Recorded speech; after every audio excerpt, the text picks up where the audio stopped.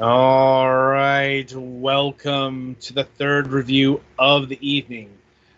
So what we got here is Dark Envoy Director's Cut. Um, Bit of a okay. It says Dark Envoy Director's Cut like in the game, like when you go on Steam, it just says Dark Envoy. Um, so what they did is they updated the original version to have this director's cut in it. Yeah, there's an art book. There's an art book and a soundtrack sold separately. Yeah, basically, they overwrote the original version of Dark Envoy.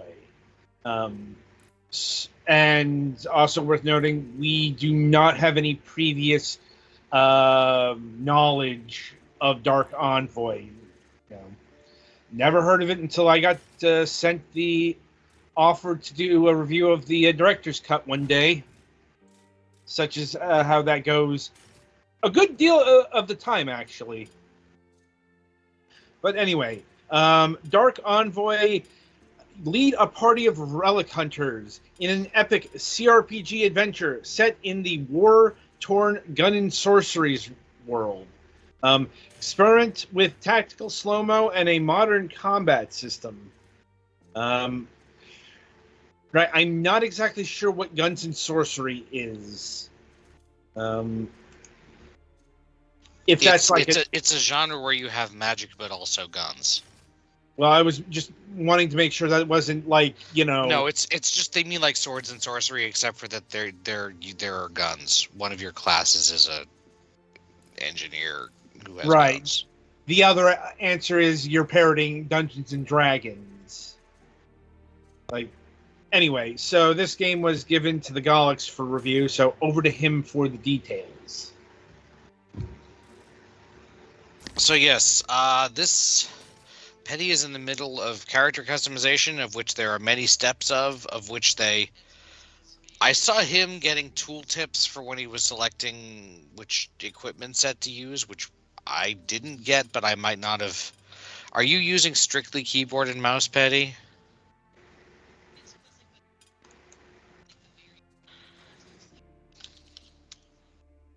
Mute. I'm using the mouse for the character creator.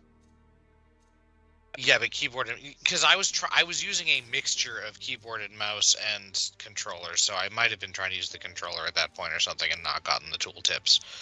Oh. There's a lot of customization you have to do that all gets kind of locked in before you get to before you actually start. And then I'm a little bit unsure, like, you know. And you do get both of these characters. It's not like choose one. Yes.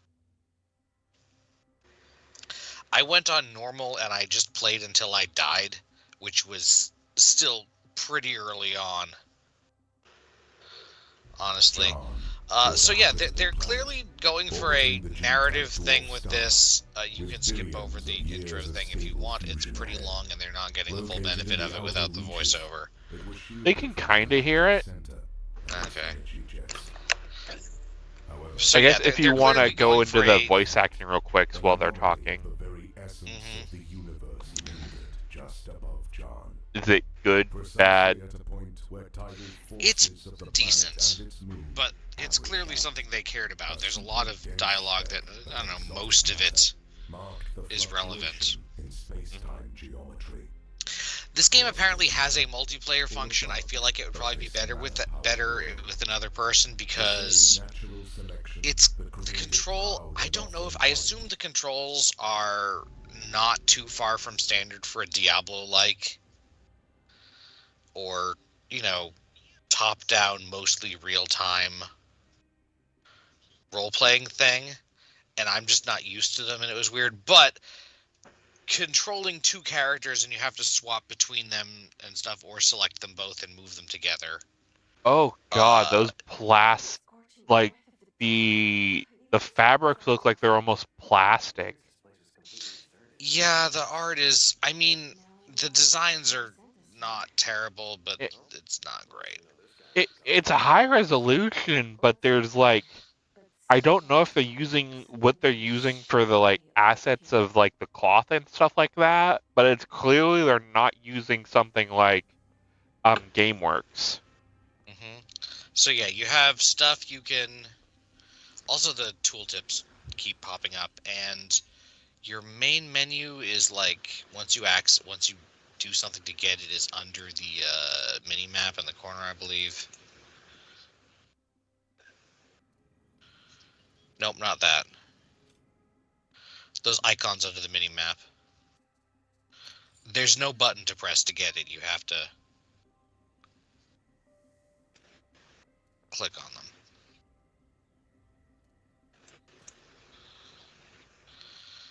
So yeah, you move your guys around. Uh, Everything by default, and you can change this. Everything is in relatively normal things, and then when you get in a fight, at the beginning of the fight, it stops time, so you can choose your initial actions, like choosing what enemy you're targeting or what skills you want to use. And then and you're using completely different classes than I am, so I don't know. Yeah, you can choose what enemies you do, and then you have to press space or click the right stick, I think, depending on what control setting you're using, to make time go at the normal speed, or I think it's shift or tab or something to make tactical be a slowdown instead of a. And you can press space again to go back to tactical mode at any time, pretty much.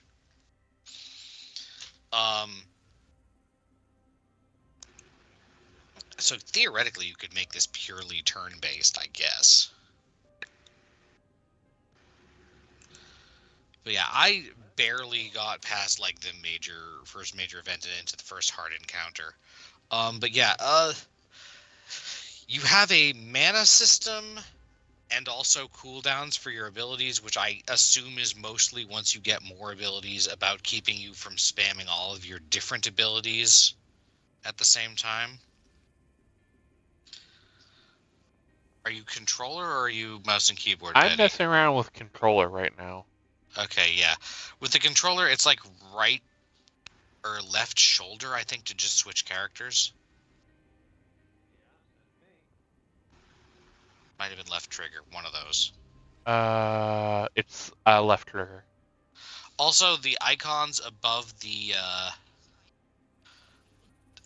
what's the word? Taskbar? No. You can set them to operate autonomously or aggressively. Yeah. There's fast travel waypoints and stuff.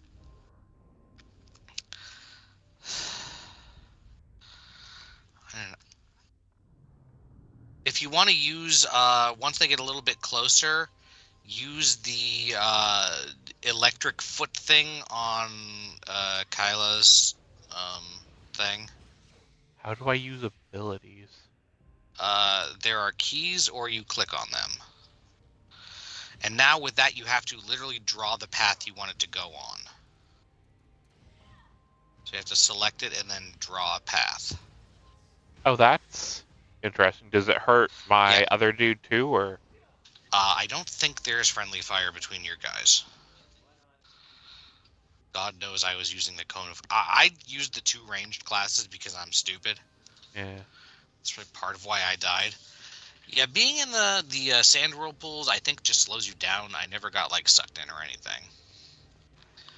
Occasionally you get gear that you can upgrade to, or it's not always better. Can you get gear for classes you don't have? And is there a way to like trade it with other players? I never got anything that it outright said I couldn't use. Because I know, like, So for a Diablo, like, that's very much a thing, you know? Yeah, but I don't think so. But I don't know how different the equipment between some of the classes is. Mm-hmm. Like, I don't know if... Because the shooter class does have some melee options. As you saw while you were picking the kits. There's cover, but it's a little bit tricky to use. And those they're cactuses, but they're outlined in red to tell you that they're explosive. So yeah, the first thing, you're mostly fighting scorpions. It's to get it used to it, and honestly, at this point, I was having some problems with juggling characters and stuff with the two Yeah. people in combat, and I would have liked it better if I'd had someone else to play the other one.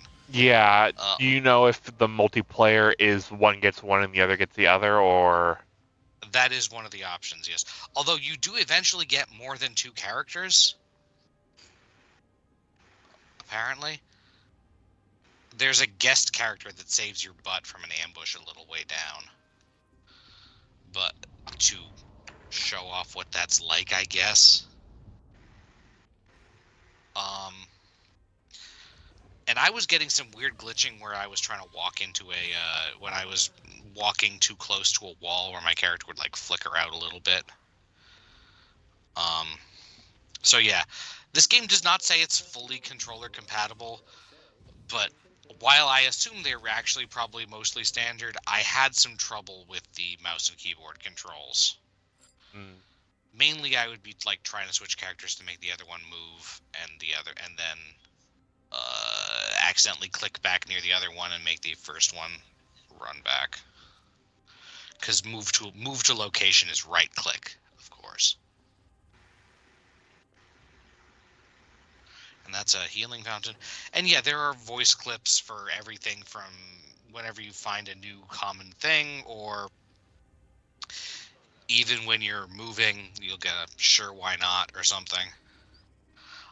Overall, I think you can also do the thing you can do in RTSs where you like group your dudes in a box and then move them together.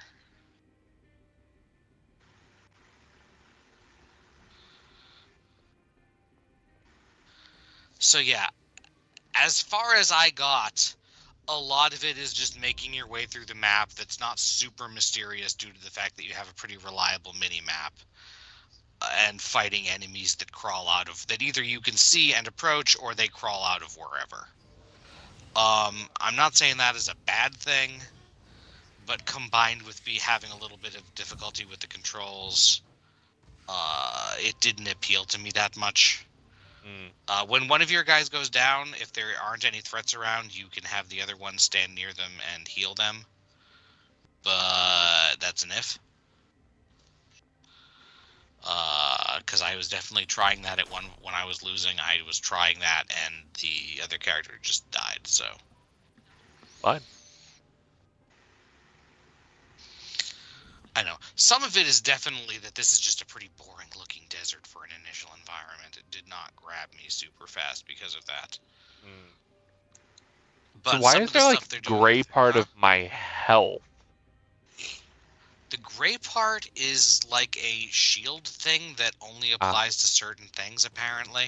It looked like I was missing health. Like I didn't know if there was like a debuff or something I got. When you have red health, that's health that can't be healed.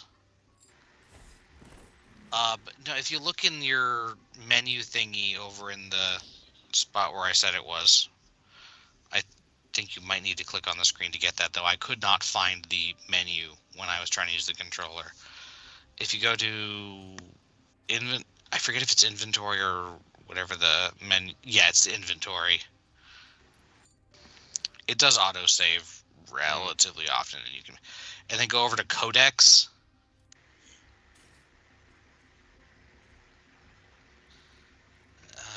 Combat basics. HP bar, wounded HP. Yeah.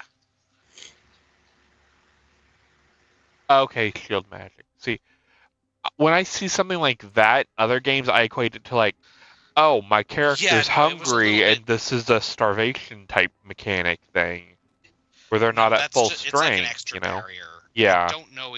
I wasn't sure if it was working properly, but that's what it is. It's because one of the spells on the actual magic user class that I was using just gives you more of that.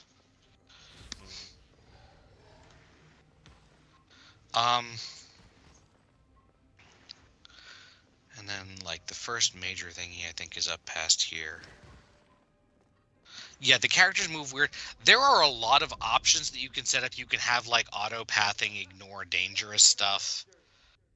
You can tweak the settings for going into tactical mode on combat and stuff.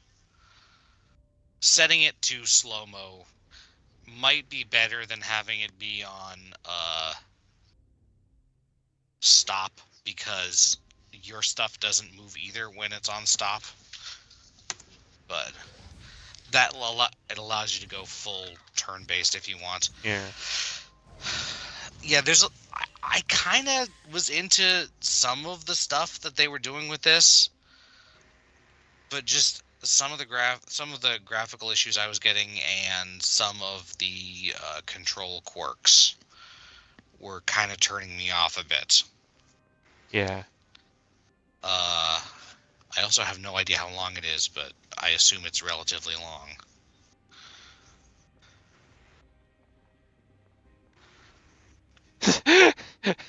Quiet you, Sergeant. Mm-hmm.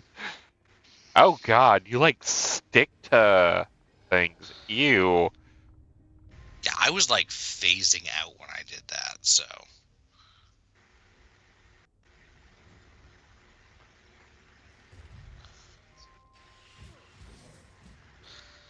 So yeah, these guys, and then after this you get like ambushed, but then the other character comes to help you for it, and I just put her to auto and she survived because she was OP.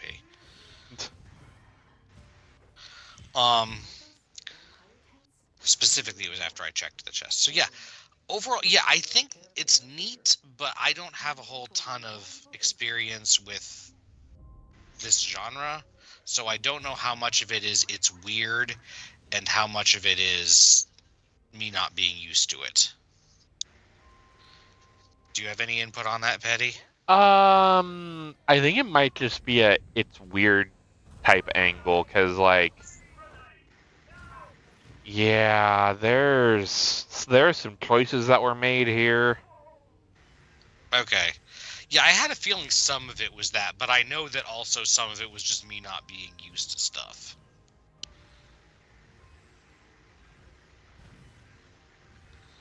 And again, don't go into this if you're looking for a controller-friendly game. You can do some things with it, but not I mean, all. it plays okay with my DualSense controller.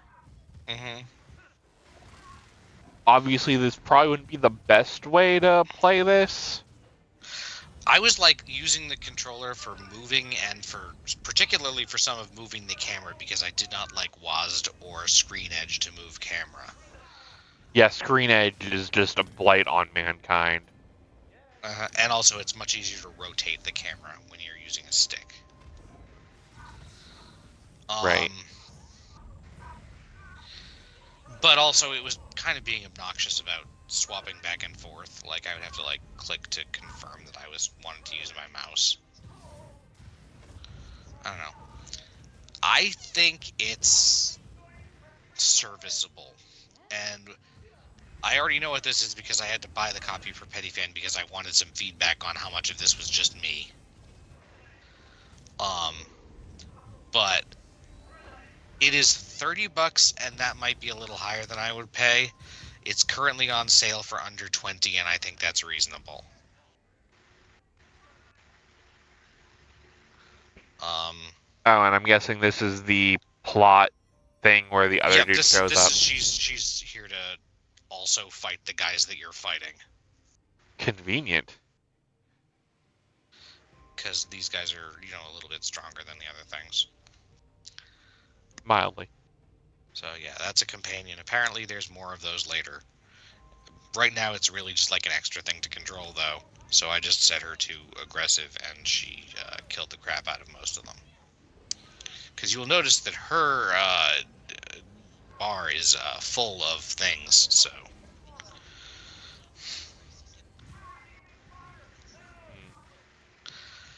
So yeah, do you guys, Adam, do you have any questions, or Petty, or anything? Anything Nope. I haven't talked about yet? Not really. Because yeah, I'm not negative about this. I don't think it's a bad game. I think it's probably actually an okay game, but I was having a hard time with it. Makes sense. Really, yeah. Oh yeah, right now you can walk over to your guy who's down and revive him. Be nice if I knew where he was. He's right below the center of the screen with the red wings over him. Oh, that's the dead and can be revived icon. Or downed and can be revived. I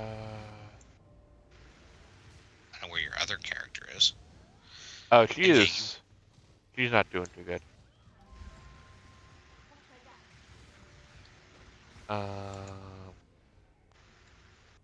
Anyway. So yeah, that's about what I got. Okay. That'll about do it for this game. Be sure to tune in after the break as we review Darts Up.